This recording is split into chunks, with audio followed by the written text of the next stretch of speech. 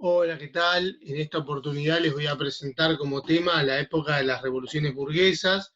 En esta tercera oportunidad les voy a contar sobre el proceso de las revoluciones que se van a abrir con la Revolución Francesa. Para ello tomé como bibliografía a Susana Bianchi, Durosel, Hobsbawm y Lichtenstein, entre otra bibliografía, entre otros textos y libros. Este proceso se inicia entonces con la Revolución Francesa de 1789, es una revolución que se va a transformar, vamos a decirlo de alguna forma, como la madre de otras revoluciones que se dan durante la primera mitad de este siglo XIX, como es el caso de las revoluciones de 1820, de 1830 y de 1848. Sin embargo, antes de hablar del primer caso, de la primera de las revoluciones, hay que considerar qué estaba pasando en Europa después de la caída de Napoleón. Es que la Europa de 1815 no podía ser, ni lo era, similar a la Europa de 1789 o de 1792. Digamos que los grandes vencedores de este conflicto con Napoleón, que van a ser Inglaterra, Prusia, Austria y Rusia, van a intentar proteger a esta Europa para evitar una nueva catástrofe que significaba que vuelva a aparecer fuerzas jacobinas y un futuro Napoleón. Aunque también la victoria podía llevar a la posibilidad de aprovecharse de estos trastornos que se habían generado en los distintos estados europeos para poder sacar algún tipo de ventaja. Así establecieron el principio de legitimidad, que significaba que cada una de las monarquías que habían sido depuestas en el periodo napoleónico tenían el derecho legítimo de volver a sus cortes, y el principio de equilibrio europeo, que se refería a esta distribución del mapa europeo según una situación de equilibrio establecida por los vencedores. Por ejemplo, se va a crear la Confederación Germánica, formada por 39 estados. Pero va a haber otras transformaciones. Por ejemplo, Prusia va a recibir parte de Sajonia y Renania, una zona rica en acero y carbón, aunque en 1815 todavía no se explotaba como va a ser durante el siglo XIX. Austria va a anexar algunos puertos alemanes, va a renunciar a parte de los Países Bajos, se va a adentrar en Italia. En el caso de los Balcanes, se van a apropiar de algunas provincias habitadas por algunos italianos, croatas y serbios, así como el reino lombardo-véneto.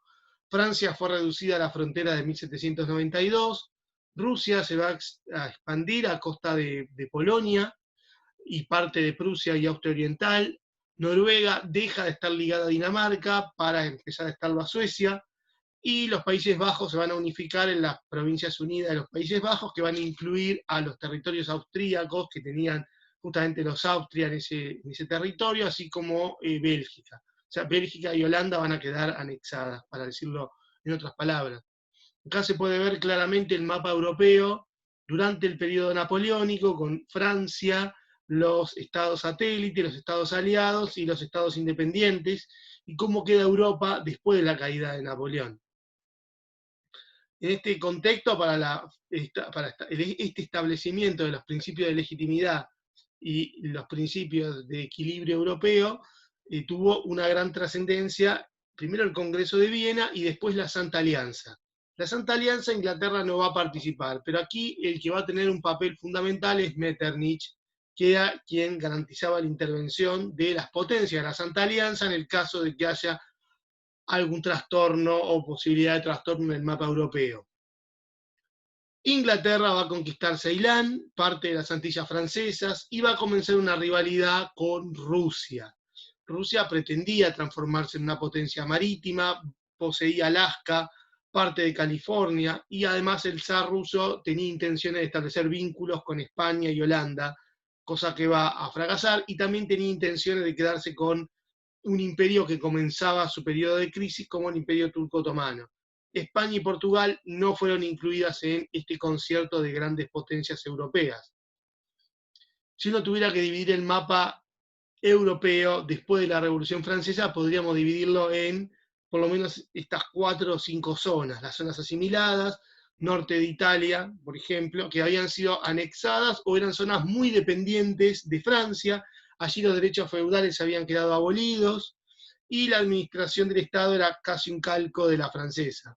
La zona de influencia, como algunos territorios alemanes al este del Rin, el Gran Ducado de Varsovia, el Reino de Nápoles, zonas que habían sido anexadas de manera indirecta, pero las autoridades ya habían eliminado por pedido de Francia al antiguo régimen. También podemos decir que había zonas de resistencia positiva, como el grueso de Prusia. Allí la clase dirigente va a mantenerse en el poder, pero consideraba que la mejor forma de luchar contra los franceses era ampliando las reformas sociales que traía Francia.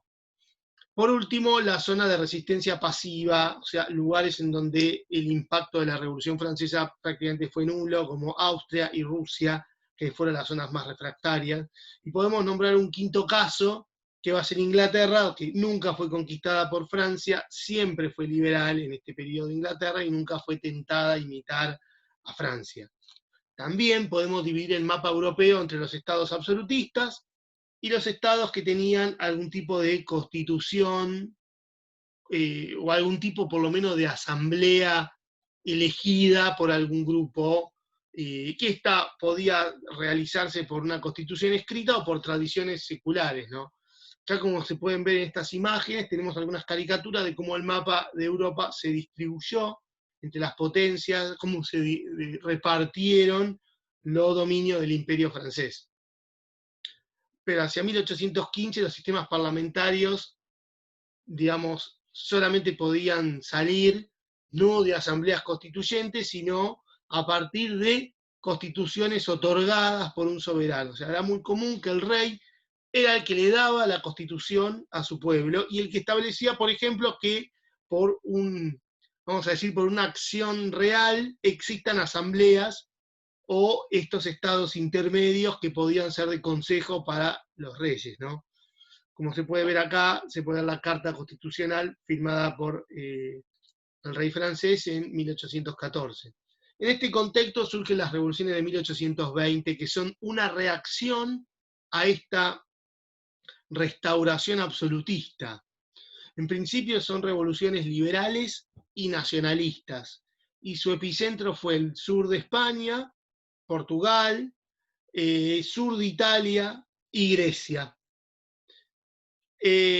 La actividad de este movimiento revolucionario es conspirativo, son las logias masónicas, sobre todo los carbonarios, que por medio de una actividad secreta logran ser quienes inicien con este periodo revolucionario. Pero vamos directamente a los casos. España.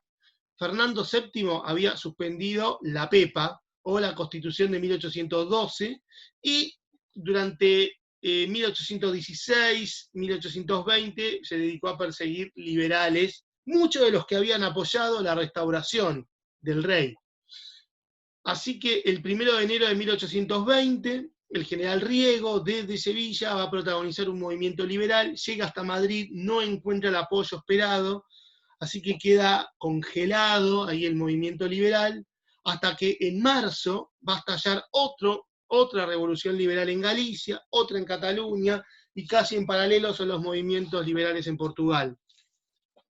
Así que, acosado por estas revoluciones liberales, Fernando VII termina cediendo, es el llamado trienio liberal entre 1820 y 1823, donde las Cortes van a retornar la legislación de la Constitución de Cádiz, y ahí se establecen algunos derechos liberales, como por ejemplo el fin de la Inquisición, de los elementos de tortura, se suspenden las leyes de mayorazgo. Bueno, esta situación se mantiene de esta forma hasta que en 1823 la Santa Alianza, por medio de Francia, van a invadir España y van a derrotar a los liberales. Casi en paralelo sucede algo similar en Portugal.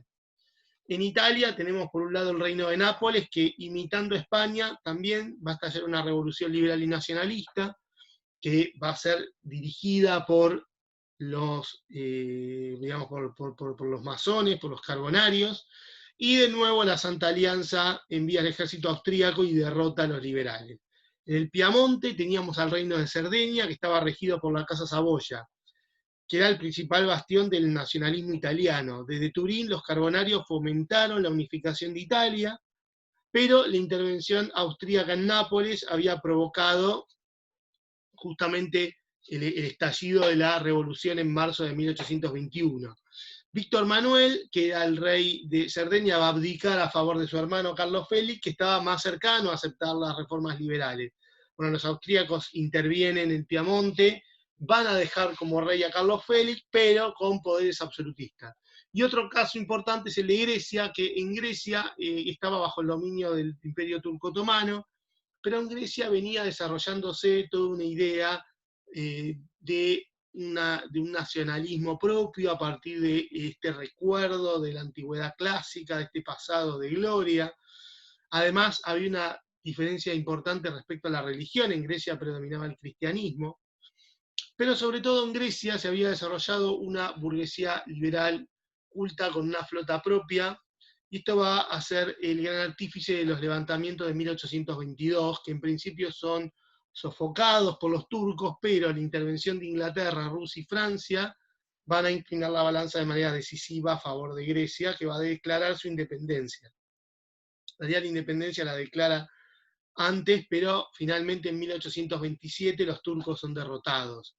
Derrotados los turcos, Rusia puede invadir algunos espacios de Rumania y de Moldavia. Francia va a tener vínculos económicos con el Peloponeso, y los ingleses van a adentrarse en Constantinopla, que también se la disputaba Rusia. La primera de las ideas motoras del siglo XIX va a ser la del liberalismo. Estas son revoluciones liberales. Hoy, cuando uno habla de liberalismo, está hablando de libertad de iniciativa, ¿no? Libertad de mercado, libres compradores, libres vendedores, y uno lo suele asociar a una cuestión económica, pero la idea del liberalismo es mucho más amplia y se refiere a la libertad del individuo, a los derechos civiles básicos, libertad de acción, libertad de asociación, libertad de expresión, asimismo derechos políticos, ¿no? La igualdad ante la ley. Todos los derechos liberales en general iban a estar regidos en una constitución que era la garantía de derechos y deberes básicos que podía tener un individuo, ¿no? El tema que en este caso, y en cuanto a los derechos políticos, se va a discutir el sufragio, el voto. ¿Debía ser para todos o el voto debía ser calificado? Otra de las ideas motoras del siglo XIX es el romanticismo. Cuando uno habla del romanticismo, hay que pensar en una reacción al racionalismo de la Ilustración y al neoclasicismo. Así como la Ilustración mira al pasado grecorromano y al clásico, y van a tener como bastión la idea de la libertad, ¿no? Y como búsqueda constante, los románticos van a cuestionar este racionalismo y el materialismo y van a basarse mucho más en lo que es la intuición, el sentimiento, y en vez de mirar al pasado grecorromano de la antigüedad clásica, van a mirar mucho a la Edad Media.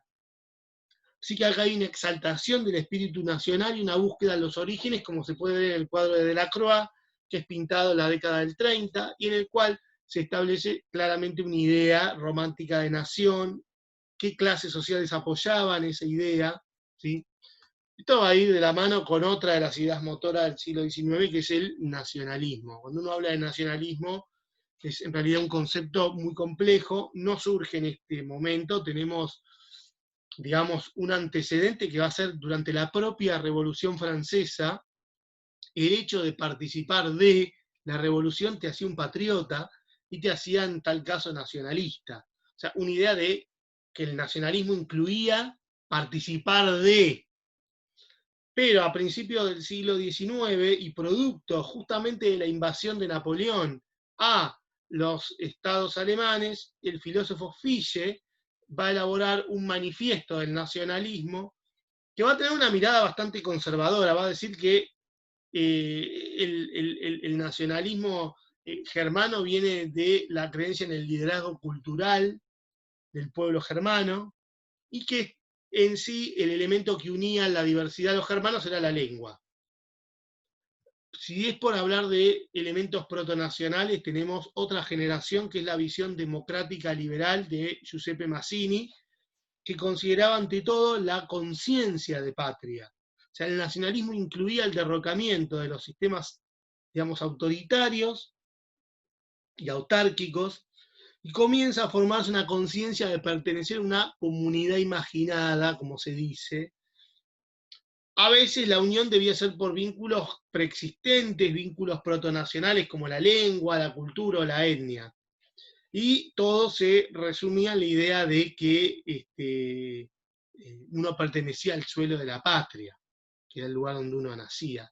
Más cercano a nosotros es la tercera generación, si es por hablar del nacionalismo, que es un nacionalismo asociado a la expansión agresiva de la frontera, el desprecio a los extranjeros y a todo aquel que no encajaba en esa idea de nación y de ciudadano clásico de un territorio. Por ejemplo, los socialistas, los liberales, que todo esto atentaba contra la idea de nación, y desde ya cuestiones religiosas. ¿Cómo va a ser en el caso de Francia, el caso Dreyfus? Dreyfus era un capitán de origen judío. Saben que en Francia la religión que predomina es el cristianismo, así que acá va a haber una tensión. A Dreyfus se lo acusa de espionaje, cosa que el juicio es bastante, digamos, sucio. Él va a prisión hasta que Émile Zola va a redactar el su acuso, donde él va a denunciar las irregularidades en el juicio, y cómo estaba presente esta idea de que como un judío iba a estar en una institución tan vertical y conservadora como era el ejército. Finalmente Solá es el que va a distribuir este escrito, pero no logra que a Dreyfus lo liberen hasta que el gobierno francés encontró que existía algún tipo de peligro de que la exposición de París no se realice, y bueno, es liberado por eso. Pero acá claramente se puede ver un concepto, vamos a decir, de expansión agresiva a las fronteras que tiene una nación y del desprecio al extranjero y al otro. En este contexto también podemos hablar de las revoluciones de 1830 que surgen en Francia, surgen en París, con las revoluciones de julio, que van a llevar al trono a Luis Felipe de Orleans. Este movimiento luego se va a extender a Bélgica, ¿sí?, que va a obtener su independencia de Holanda, en Alemania y en Italia, y se inician los procesos de unificación. No tiene tanto impacto en Inglaterra, donde el movimiento obrero ya había nacido y ya teníamos el cartismo en esta época. Vamos con los casos. Francia. Cuando Carlos X sube al trono, en 1824, Francia estaba regida todavía por la Carta de 1814, que había sido firmada por Luis XVIII, que lo vimos en una de las filminas anteriores. Sin embargo, durante los últimos años de Luis XVIII y durante el reinado de Carlos X, los principios, vamos a decirlo, más liberales, habían sido limitados, sobre todo el poder de las cámaras, que eran como el contrapeso del poder, vamos a decir, absoluto del rey. Desde 1821, las distintas cámaras y los cargos de los ministros son ocupados por ultramonárquicos que habían provocado, bueno, el descontento de los monárquicos más moderados, de la burguesía liberal y de las clases populares que veían sus derechos muy postergados. Durante este reinado de Carlos X, el pueblo vivía imposibilitado de poder realizar cualquier tipo de reforma política, como la ampliación del voto, mayor paridad entre las cámaras, ¿no?, que era parte de lo que se reclamaba. Tampoco estaban garantizados los derechos civiles, ¿no?, la libertad de expresión, la suspensión de la censura. Esto va a hacer que todo vaya a colapsar en las elecciones de julio de 1830, cuando la mayoría liberal moderada gana las bancas, sobre todo de la Cámara Baja, y Carlos va a suspender la elección y va a decretar las 4 ordenanzas, cada una moneda en relación a Carlos X. Así que ante los reclamos por mayor apertura política, Carlos va a responder todavía con más censura. Esto hace que el pueblo de París salga a las calles. Carlos manda a reprimir a la Guardia Nacional, pero finalmente esta guardia toma partido por el pueblo de París. Acosado por esta situación, Carlos X va a abdicar y las cámaras van a ser las que van a elegir un nuevo rey, que es Luis Felipe de Orleans, también conocido como el rey burgués, porque ya no es un rey elegido por Dios, sino por las cámaras. Otro de los casos importantes va a ser Bélgica. En Bélgica, digamos, estaba anexado a Holanda, en las Provincias Unidas de los Países Bajos, pero allí, en Bélgica, surge un movimiento nacionalista de las antiguas élites francófanas y católicas, frente al centro político holandés y que era protestante, ¿no? Este movimiento va a ir adquiriendo unidad, un poco por inspiración del movimiento francés de agosto de 1830.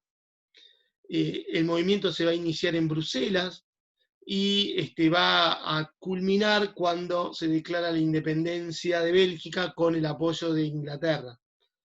En Bélgica se va a establecer una monarquía constitucional y se va a iniciar lentamente un proceso de industrialización que iba a ser apoyado por el Estado. Acá también hay una diferencia con Holanda, que en Holanda el capital que se desarrolla es el capital financiero, sobre todo. Bélgica, en cambio, va a articular, medio del Estado, un proceso de industrialización muy temprano. Otros casos, como por ejemplo Polonia. En Polonia estalla un movimiento liberal conocido como la Revolución de los Cadetes, que es duramente reprimido por el Imperio Ruso. En Italia, que era un país políticamente dividido, en realidad no existía una Italia, van a estallar revueltas liberales en Módena, Parma y en los estados pontificios, que son sofocadas nuevamente por Austria. Y bueno, y un caso muy llamativo va a ser el de España, donde a la muerte de Fernando VII en 1833 se va a producir una guerra civil entre estos dos bandos, entre los carlistas, que eran más partidarios del absolutismo y que querían llevar al trono a Carlos V, que era el hermano de Fernando, y los isabelinos, que eran más bien liberales, que no totalmente una monarquía liberal, pero sí era mucho más moderada que los partidarios de Carlos V, en que ellos apoyaban a la hija de Fernando, que en ese momento era una niña, así que al tener que establecerse un periodo de regencia que se produce este conflicto. Bueno, no quiero cansarlos más por ahora. Enseguida les voy a compartir otro video con la explicación de las revoluciones de 1848 y el surgimiento del socialismo. Bueno, muchas gracias por haber escuchado y espero que les sirva.